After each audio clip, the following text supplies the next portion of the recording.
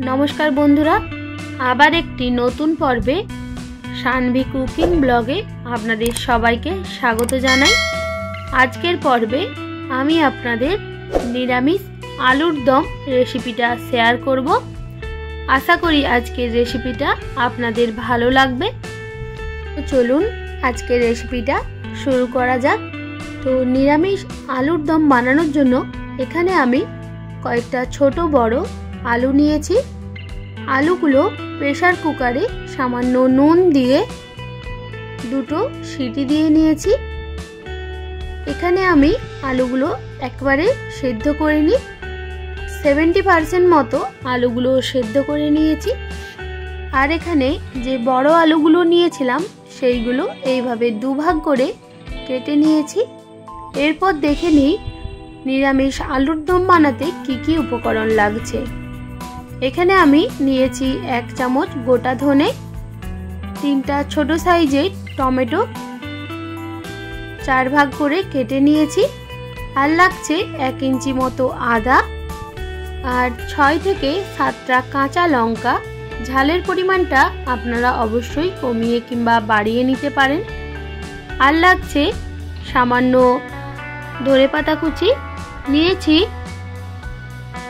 একটা গাজরের অর্ধেক অংশ এইভাবে কুচিয়ে নিয়েছি। আর এখানে নিয়েছি হাফ চামচ গোটা জিরে, হাফ চামচ মৌরি, দুটো শুকনো লঙ্কা, 3টা ছোট এলাচ, 3 থেকে 4টা লবঙ্গ আর সামান্য দারচিনি। এরপর আমি এইরকম একটা বলে সব উপকরণগুলো একে একে দিয়ে সামান্য জল দিয়ে 5 মিনিট মতো সব উপকরণগুলি গ্যাসের ফ্লেম লো টু মিডিয়ামে রেখে ফুটিয়ে নিতে হবে।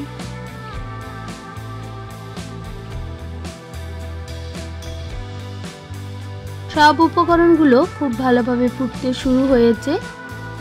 এবার গ্যাসের ফ্লেমটা কমিয়ে ঢাকনা দিয়ে ঢেকে 2 মিনিট মতো রেখে দিয়েছিলাম। তারপর ভালোভাবে মিক্স করে গ্যাসের ফ্লেমটা বন্ধ করে ঠান্ডা করে নিতে হবে। সব উপকরণগুলো ভালোভাবে ঠান্ডা করে নিয়েছি। এরপর এরকম একটা মিক্সিং জারে সব উপকরণগুলো দিয়ে একদম এইরকম মিহি পেস্ট বানিয়ে নিতে হবে।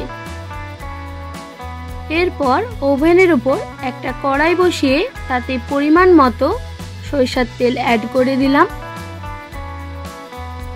তারপর যে আলুগুলো ছাড়িয়ে রেখেছিলাম সেইগুলো দিয়ে 2 থেকে 3 মিনিট মতো হাই ফ্লেমে আলুগুলো ভেজে নিতে হবে। দিয়ে দিলাম স্বাদ মতো নুন আর হাফ চামচ হলুদের গুঁড়ো। এবার আমি সব উপকরণগুলো খুব ভালোভাবে আলুর সঙ্গে মিক্স করে নেব।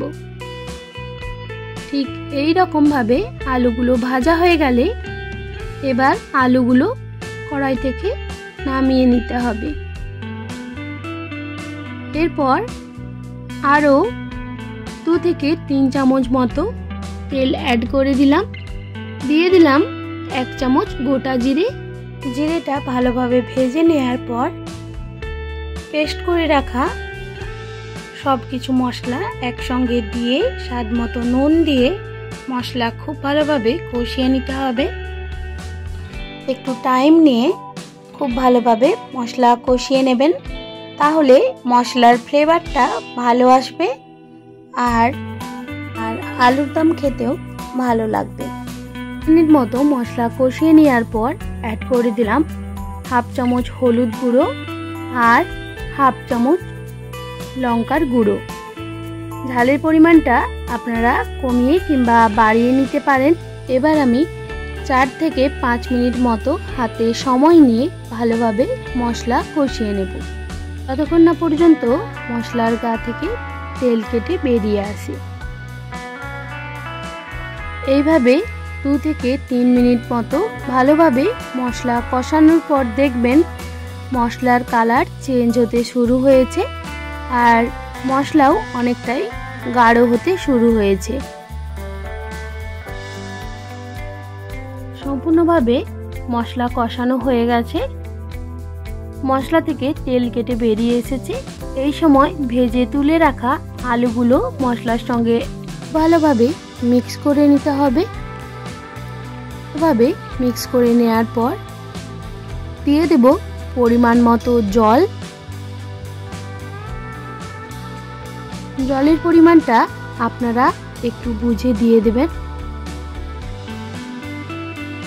যেহেতু আলুগুলো আগে থেকেই সেদ্ধ করে ভেজে নেওয়া আছে, তাই জন্য খুব বেশি পরিমাণে জল দেওয়ার প্রয়োজন নেই।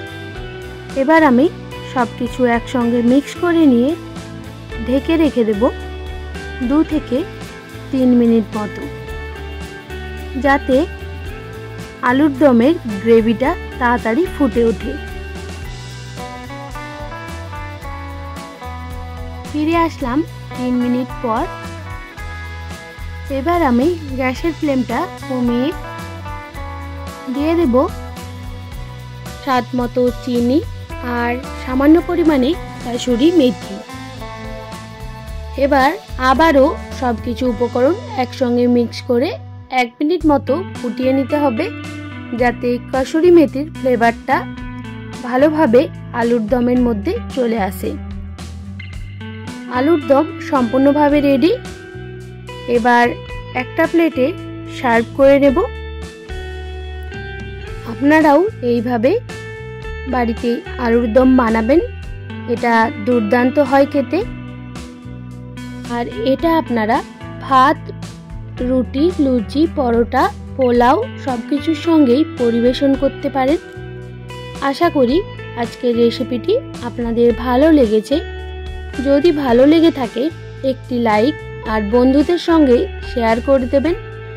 আর এই রকমই নিত্য নতুন রান্নার আপডেট পেতে সানভি কুকিং ব্লগ চ্যানেলটিকে সাবস্ক্রাইব করে পাশে থাকার অনুরোধ রইল। আপনারা সবাই খুব ভালো থাকবেন, সুস্থ থাকবেন। আপনাদের মূল্যবান সময় এতক্ষণ আমার সঙ্গে থাকার জন্য সবাইকে অনেক ধন্যবাদ। দেখা হচ্ছে আবার নতুন কোনো রেসিপির সঙ্গে।